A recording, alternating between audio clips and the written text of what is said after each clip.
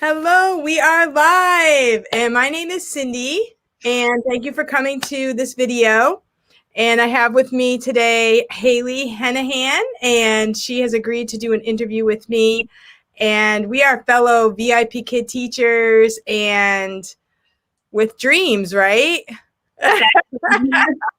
VIP Kid and beyond. All right, so thank you for coming. And how about, could you just introduce yourself? Sure. So I'm Haley. I have a husband and a almost 16-month-old son. And my background is in education. So I did a lot of years teaching, mostly first grade in elementary school, before being a stay-at-home mom and doing VIP Kid. Okay, great. So how long have you been with VIP Kid? So I've been with VIP Kid, I think this November will be my 3rd year, so 2.5 years. Okay, great. So how did you find VIP Kid? So I actually found it through my sister-in-law. So she also is in education, and she started doing that just as kind of like a little side gig before she would teach each day. So just trying to find a little extra cushion money, I got interested and began signing up and teaching. Yeah. So how is that doing it with a baby and everything? I actually love it. Yeah. Yeah, it's so great. So my son sleeps 8 p.m. to 8 a.m. So I'm able to wake up before he gets up for the day. Typically, I teach about 3 classes just because I don't have to get up super early. But if I wanted to, I have that opportunity to teach more. Yeah. So I teach about 3, sometimes 4 classes in the morning before getting him up and starting the day. So, yeah. So how many classes is that like per week? I don't have that count. Let's see. Probably, well, I don't teach on Sundays either. So it's about 18, maybe 20 a week. Yeah, that's good. Yeah, I'm doing like 20 to, I'll do 25 to 30, but that's pushing it. I've kind of pulled back a little just because, you know, it gets tiring. And having consistency, that's the thing with the, you know, this type of online company. They say you can make your own hours, but you kind of have to play their game. Like the kids are wanting to have a consistent schedule themselves. Sure. So yeah, so I found that to be like, you don't just open the bookings and then they flood in. You have to kind of work on getting regulars, and once you get established, you know, having a little bit every day is probably more doable than a whole bunch and then none and a whole bunch and then none kind of thing. Right. So yeah. So what are your goals for VIP Kid? My goals are just it's kind of background right now. Typically, actually, it's really great right now because I have built my schedule enough that whenever I open a section, it fills. So I don't have to worry about if it'll fill. So that's been nice. So it's just kind of extra cushion work. And I'm starting to play around with the schedule where I want to pull back maybe a couple of days or half-hour blocks every day or something like that, just to work on a future business that I'm starting. So trying to figure out exactly how to fit it in or how I want it to fit in is currently what's going on. Yeah. Well, I think it's good. Like, you know, I know new people that are also coming into VIP Kid, and they're like, you know, is there going to be any room for me? You know, all these teachers are established, but, you know, we're learning that this kind of has been a springboard for other things. And that's how I met you. Like I met you in Nancy Taylor's course, which I'm not quite finished with yet. Are you? No, not yet. Almost. Almost. I mean, I'm almost working through all the videos, but there's so much to learn. Like it's going to take me a while. Yeah. To really, really digest all of it.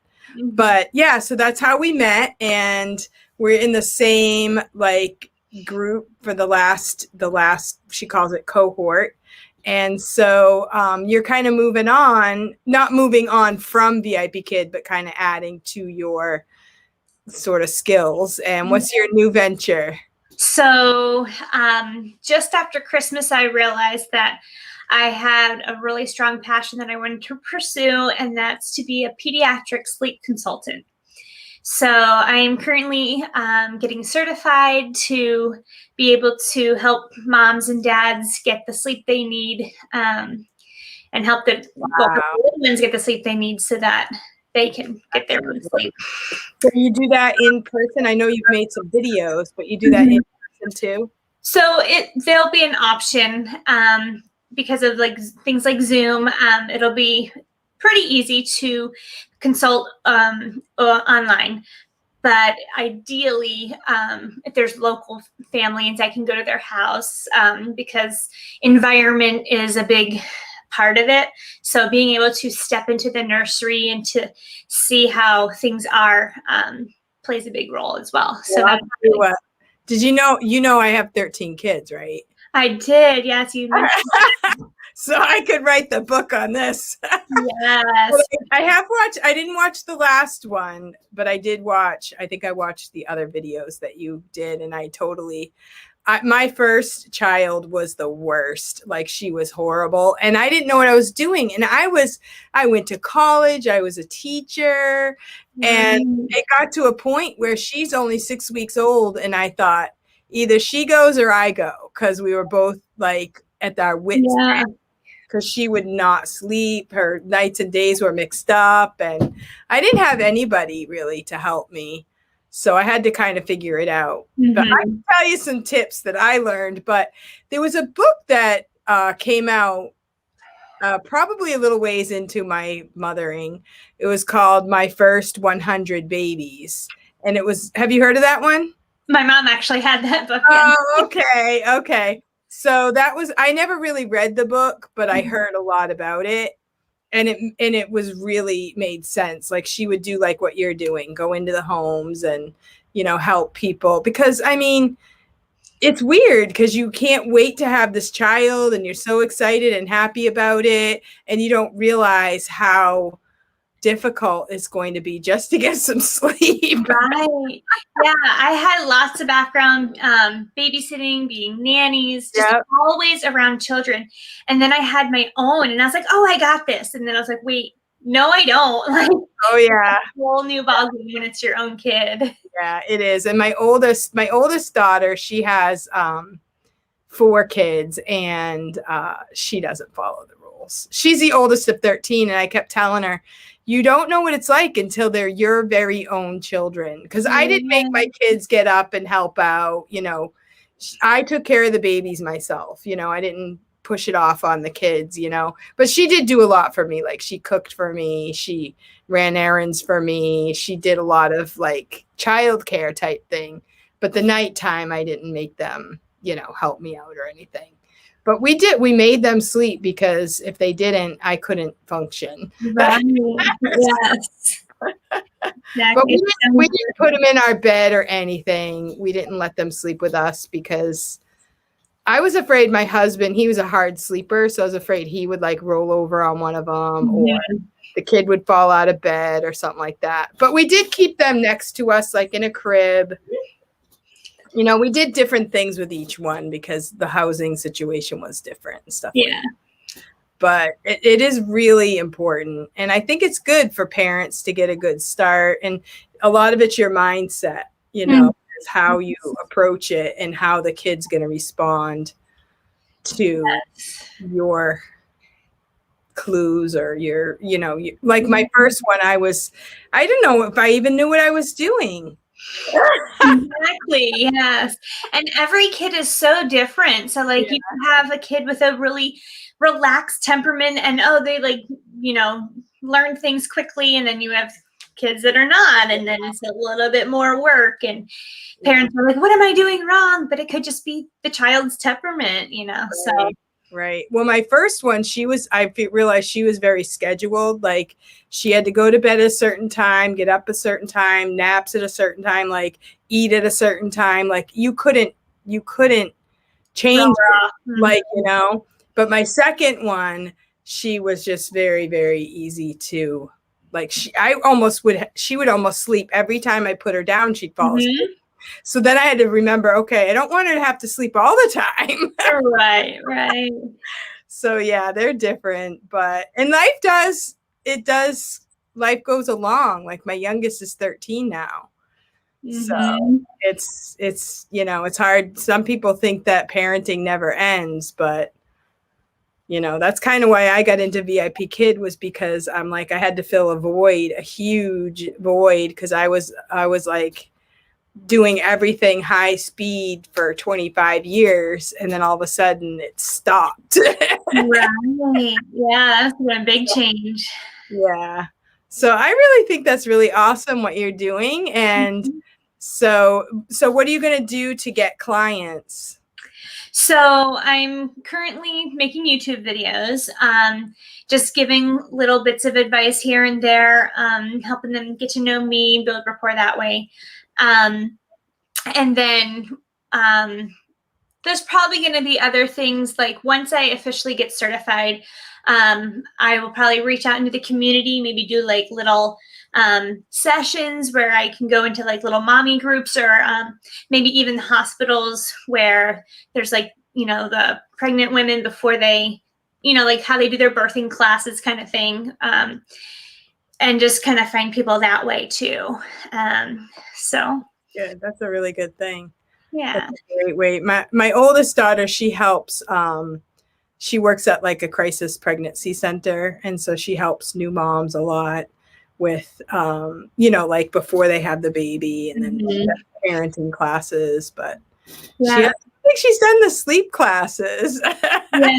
Yeah, it's funny how like birthing classes and lactation classes are like a thing, and how many parents have done any type of sleep class or any kind of training in that sense before they have a baby. You know, it's kind of a rare thing. So and these days, I feel like, you know, years ago when it was, you know, moms were at home and women aspired to be a mom, it was more natural. I think nowadays it's not as natural, and so we have to go back to getting instruction, because I didn't have a natural instinct at all. Like certain things I had a natural instinct for, like protection, or, you know, I wanted to breastfeed my babies, things like that.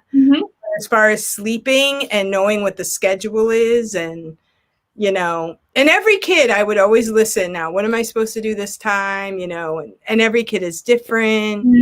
So I think it's awesome. And people shouldn't feel like they're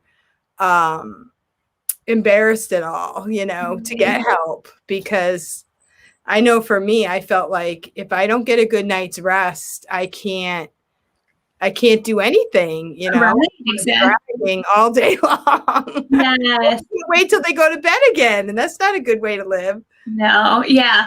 And there's so many different types of parents too. Like there's the stay-at-home mom, or there's the mom that's working full time, or there's like adoptive parents or foster parents, or, you know, so there's all these situations. Like parents have to figure out, okay, how do I get my kid to sleep when they're in daycare half the week? You know, things like that.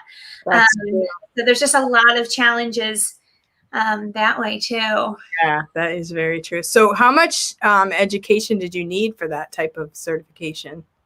So it's a 3-month course. Okay. So yeah. So it just goes through everything. And so I'm getting certified newborns to about 4 or 5 years, because after 4 or 5 years, it tends to be more of a behavioral issue than learning to sleep. So we go up to about like preschool age. Yeah. And by that time, the parents like have to establish a routine of some sort. For sure. And if they don't, there's not a whole lot you can do about it. Exactly. Yeah. Yeah. And like, I want to help anyone and everyone, but when I meet a client, we're going to have just a 15-minute conversation to make sure we're a good match, because I have certain philosophies, and then with their parental philosophies, just making sure everything fits. The biggest for me is, I'm going to give them a plan. And if they're not willing to follow 100%, then there's no point in doing that. It's just kind of a waste of time. So there's going to be hard questions that I ask my clients before I even accept them as clients. Now, I like what's your kind of like, what do they charge for that? Like, do you charge like one fee at the beginning and then it lasts the whole time, or is it per hour? You don't have to tell me the number. Yeah, comfortable with that, but there's a whole bunch of different ways that people can do it. Typically what I'm going to do is charge one fee, and that'll last the 2 or 3 weeks of the intense sleep training.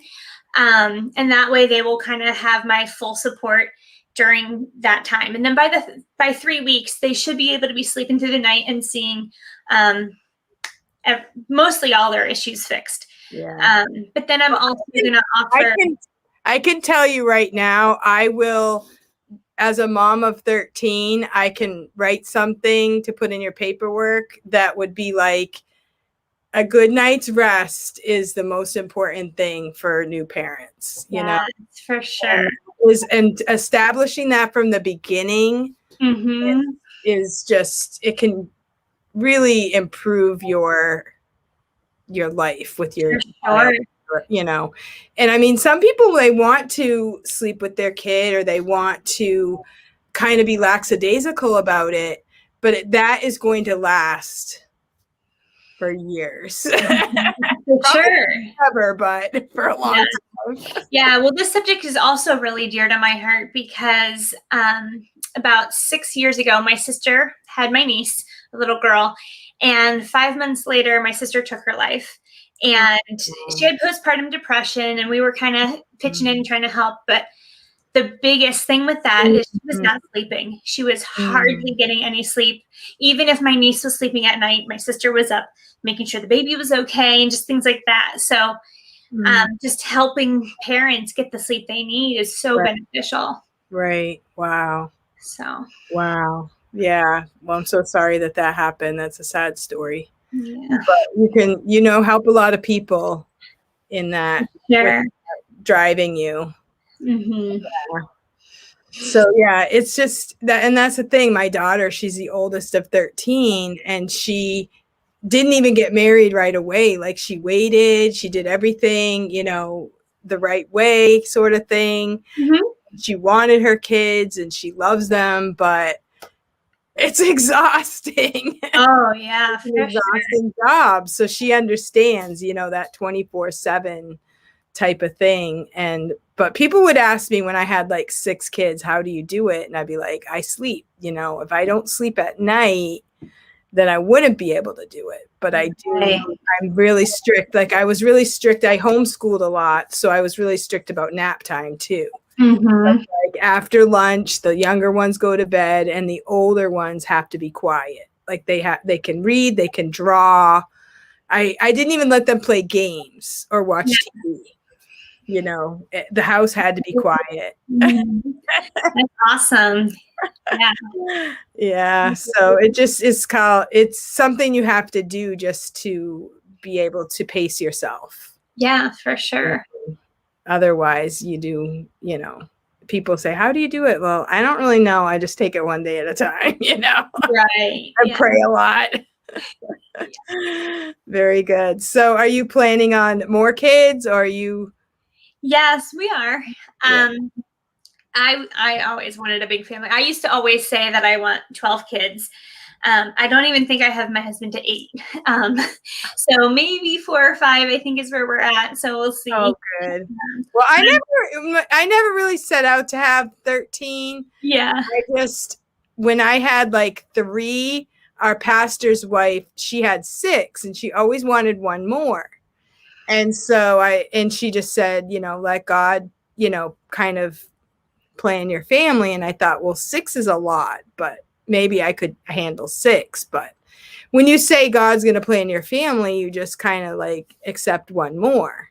Yeah. When you accept 5, you're like, what's one more? What's one more? What's one more? Exactly. Yeah. So I always tell people that when I had like 3, people would be like, that's a lot of kids. When I had like 4, they'd be like, you have your hands full. And they always wanted to comment. And then by the time I had 10, they'd be like, right. no Oh, more yeah. questions. No more comments. They're Yeah. like, okay, I guess you're going to do what you want. Right. Yeah, I'm hoping to homeschool as well. So, Yeah. Well, you have a good start. You have a really good start. Mhm. I didn't know what I was doing. I went to college and I was all about books. Like, I didn't know anything about real life. It just would be like a ton of bricks. So I'm still kind of catching up. Yeah. So I really respect someone as young as you and figuring that out, you know, and being able to help other people while you're still going through it yourself. Right. That's really awesome.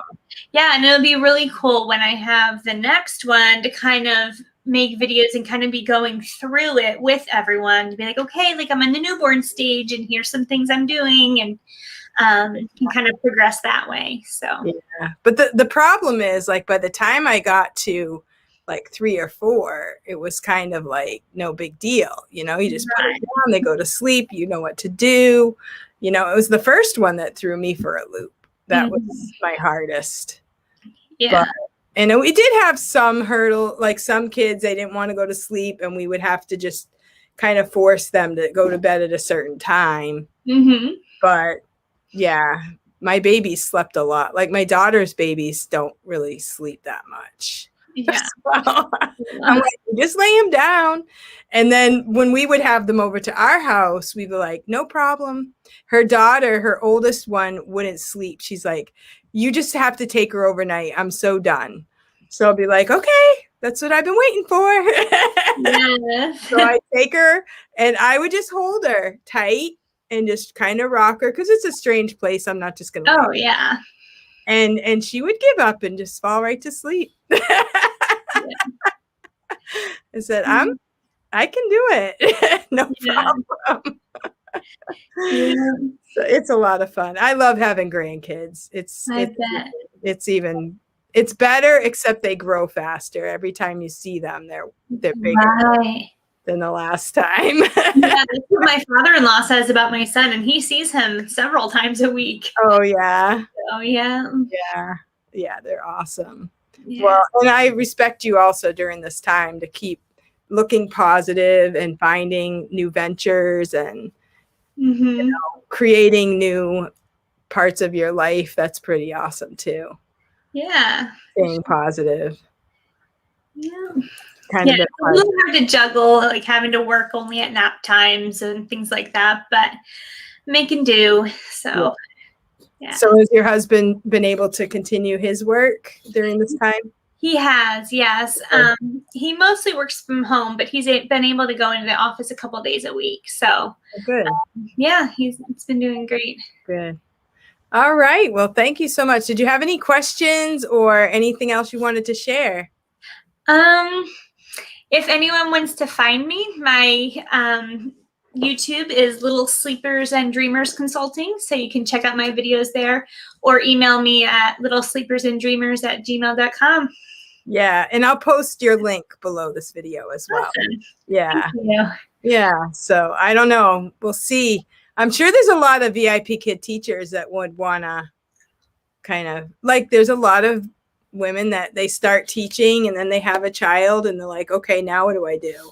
Right. And if they get their child on a good schedule, then they can teach more in the mornings and things like that. So yeah, you just have to be willing to, at some point, there is a little bit of a hard thing. Like it might be hard to get up early if, you know, your baby's sleeping or whatever. But like if I were young and I had a baby, I'd be like, I'm going to do morning or evening. I'm not doing both. Yes, I found that out the hard way. I was doing both and I was like, I need to just pick one. So because you can always add 1 or 2 onto one of your, like, you know, like do 4 in the morning instead of 3 and just forget the night. Right, exactly. Kind of at that point myself, even though I don't have little kids, it gets to be 8:30 or 9. I'm like, why did I just book a class for this for this time? Yeah. So do you think you'll keep up with the VIP kid? I will for a while. I mean, I really love the students that I've built rapport with. They've been with me since my son was born, so yeah, it'll be hard to be like, oh, I'm not going to do this anymore. So I think as long as I can make it work, even if it's just 1 or 2 classes a day, just to that's what everybody says. They're just like, I just really love the kids and I love my yes. job and I don't want to give it up. Yes. Yeah. So Rebecca F says she's been there. She was pregnant and newborn all while teaching. She is amazing. She took 3 weeks off. She's been teaching with VIP Kid. I think it was like 5 years. Like she's one of the longer, she'd been in the company since there was only a few thousand. So wow, that's awesome. Yeah, I took 3 months off before I jumped back into it. Okay. I think I would have probably had to take more time than just 3 weeks, Rebecca. That's crazy. Well, it depends too. Some people have, their husbands willing to help out a little bit. For sure. My husband's I never could rely on him because he was always leaving early. Or if he's home, I didn't want to ask him to do that much, especially when he was born, So, yeah. My newborns were usually like I would give them a year and I would, like take them everywhere with me. Like I didn't even leave them at home. I felt like that's my gift to them. Like I'll give you the whole first year is me and you. And then after that, I would start, kind of letting go a little bit. Yeah. But at 13, I felt like that was important. So the shuffle. Yes, for sure. Because it's easy when you have a big family to just push the kid off on someone else. Mm-hmm. Could you hold the baby? Could you hold the baby? By the end of the day, you're like, So I always change their diapers and not if I wasn't home, obviously, but if I'm home, I change their diapers and I would always take them with me for the first year. Like if I went to the store or anything like that. Yeah, well, that's good. That was what I did. Very good. Yeah. Well, it was nice to meet you, and I really enjoyed talking with you. And I will definitely be. Now, I wanted to ask you a little bit about Nancy's course before we start the interview. How did you like her course? I loved it. And actually, it's kind of funny because I started the course thinking that I was going to be a VIP Kid and Outschool recruiter. And then halfway through the course, I was like, actually, this is what I really love. So I switched gears in the middle of the course, but I still was able to just kind of go with it and implement everything. And she was so fantastic with the change and with just helping me figure things out.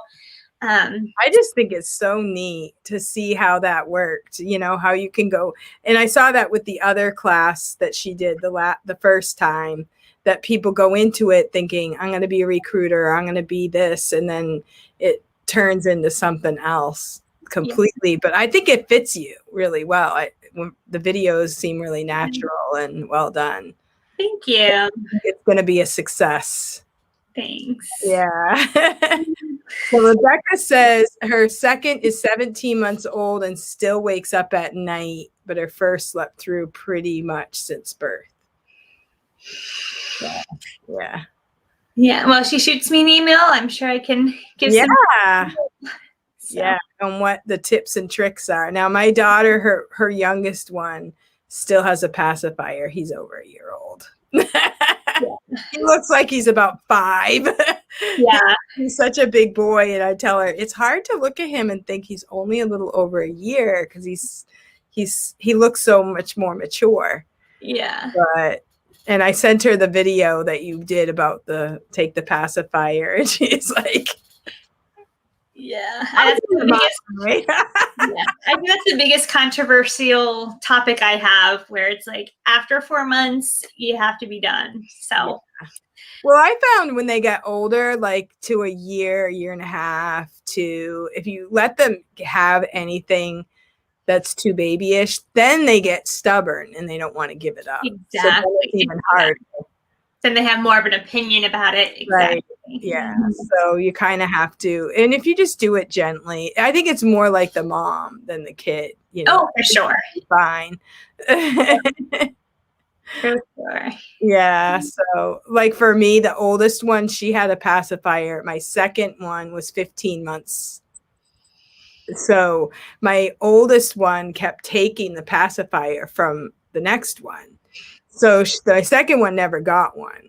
Yeah. She just did fine without the pacifier. So then none of my other kids ever had pacifiers because I got sick and tired of running around the house trying to find them, going to the store and buying them, having meltdowns because we can't find them. I'm like, it's ridiculous.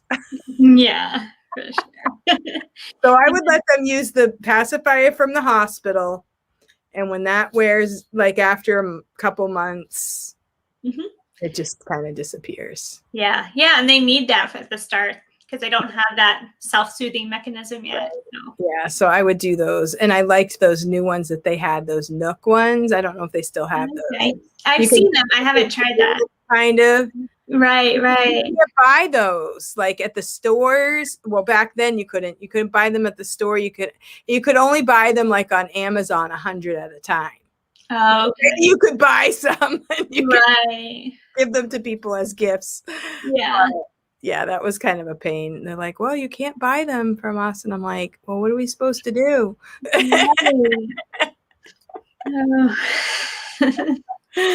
Yeah, it's funny. So she says, could my dream feeding be before classes have contributed to her still waking up? I actually don't teach dream feeding. I say that the baby should be awake 100% of every single feeding so they don't associate that with sleep. So yeah, just kind of filling up their belly while they're still sleeping is something that I don't quite teach. So it could be part of that too. Well, sometimes mother's intuition, she kind of probably knows because she's asking the question. Yeah. Yeah. But I've never even heard that, dream feeding. Okay. Yeah, dream feeding typically is done like 10 or 11 o'clock at night when the mom goes to bed. So they go into the room and you're like feeding the baby without them waking up just to kind of fill their belly. So then when mom goes to bed, she gets a longer stretch of sleep before she has to get up and feed again. Right. But yeah, I don't teach that with my sleep training. So do you recommend like what time do they go to, like how old are they when you think they can kind of sleep through the night? So it really depends on all babies, because they can still get a bottle through the night up to like 6 months. But everything we do, I always will say, ask your pediatrician, make sure, because the pediatrician knows the best for the child. Well, sort of. Now she's saying that her child is underweight, so they feed as much as they possibly can. My youngest was underweight, and I'm telling you, for the whole first year, I tried feeding him anything else. He wouldn't eat anything else. He wouldn't drink a bottle, nothing. We went to the doctors like every month trying to find something wrong with this child. Yeah. Nothing is wrong with this child. So it was a pain. Yeah. So I think sometimes kids are small, and sometimes, and especially if you're nursing, you're not going to have them puff up like sometimes kids that are eating regular food. Yeah. Yeah. So yeah, if the doctor is saying the baby's underweight, then yeah, definitely feed as much as you can. Yeah, for sure. Yeah. Well, my doctor kind of made me feel like I was doing something wrong. Because, see, I was older when my youngest was born. So everything was, like, dangerous. But it wasn't. Right. So you kind of have to judge it, judge it. And if you feel like they still need to eat. Because sometimes I found they eat more if they have bigger stretches of time. Well, more at each feeding. Right. The one thing that I have heard from other consultants say is when babies are learning to sleep through the night, they will eat more in the day. And that's kind of the goal. We want them to eat more in the day because they really don't, unless there's an actual medical issue after 6 months, they don't really need that in the night. So helping the child to eat more in the day could help sleep better at night. Right. That's good too. I found with my kids too, like some people would be like, I don't want to give my kid a nap because I want them to sleep better at night.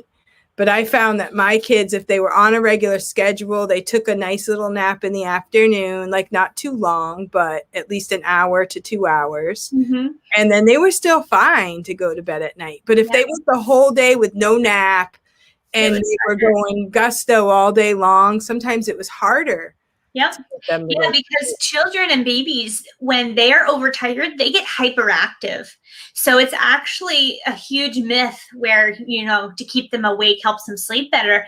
It's actually the opposite. So giving children the proper amount of nap time during the day will help them to go right to sleep at night sooner. So I guess I was right. Yeah. I didn't even take the course. Mother's intuition. Yeah, there were times that throughout my, raising the kids, some doctors would actually ask me what I think about certain things because they knew that the mom knows best. Other doctors, no. Mm-hmm. They did not do that, but some did because they understand, So everybody has different kids. Everybody has different, scenarios of a family. Everybody has different temperaments. So you kind of have philosophies. Yeah, for sure. Yeah. So that's really fun. Well, that is really great. Yeah, that's a great topic. I love talking about that. Yeah. Any other questions, Rebecca, while we have a professional here? She says she always feared she would wake up while teaching, so she'd beat her at 3 a.m. or so. Oh, I see. Yeah, that is a hard thing until a baby is consistent. Yeah. Yeah, and I would think if you're going to teach at like 5:30, 6, that's probably when the baby would wake up. I would think, to be fed. Because my kids always woke up when, maybe a little before the sun came up, but when the sun came up, they were up. Right. And what I always tell parents is if you have something that is working for you, even if it's not like ideal, if it works for your family, then there's no need to really change it. So. Oh, that's good. You're so nice. Well, the thing is, when I was, when I raised my kids, there were a lot of women who were working outside the home and raising a family. So I was sort of in a minority to actually be home with the kids. Yeah. And then there were people that were really strict about it. Like, you have to do this and you have to do that. And I think now, years later, people are lightening up a little bit and saying, let's not be so bossy. Right. Yeah, for sure. Yeah. So she says, I teach 4 to 7 a.m. and she only wants me, not dad. Yeah. Yeah. Oh, that's so hard. Yeah. My friend's daughter was the same way. She did not want it to do with anyone else but mom. Yeah. And the thing is, it's, it's morning. Like when they wake up, they want mom, and that's a precious time that you don't want to give up, because they do grow up, so don't rush it. Don't push off that precious time that you have. Right. That like my kids don't even remember all the precious times that we had. Right. Yeah, for sure. So I wouldn't trade it for anything. So, yeah. So don't, like she said, if whatever's working for you. And Rebecca's doing great with Outschool too. Awesome. She's doing great. She's got a great schedule and sounds like she's doing whatever works. Yeah, that sounds great. But the hard part is when you're tired and you can't face your child because you're so frustrated. That's what you don't want to happen, and you don't want to end up in that situation. Yeah. If you can start out with a good plan, then That's great. And I think a lot of people need that. Like even, my daughter, she did a lot of nannying for people that, they were wealthy like me, they were book smart and they were really good at their jobs and everything. But they're like, okay, now what do I do with this child? Right. They need a little bit of guidance. And that's not, it's not anything to feel bad about. Yeah. And one more thing is it Rebecca? Yeah. So I has trained my son, and I just wanted to say, so I have him on a set schedule where he is sleeping 8 p.m. to 8 a.m. And sometimes he'll wake up at 7:45. But he's content in his crib. So I know that, no matter what I teach in the morning, he is good till 8 a.m. So that helps me know, I can kind of have that time because he's trained. He's knows okay, I'm in my crib until this certain time, until mom or dad gets me.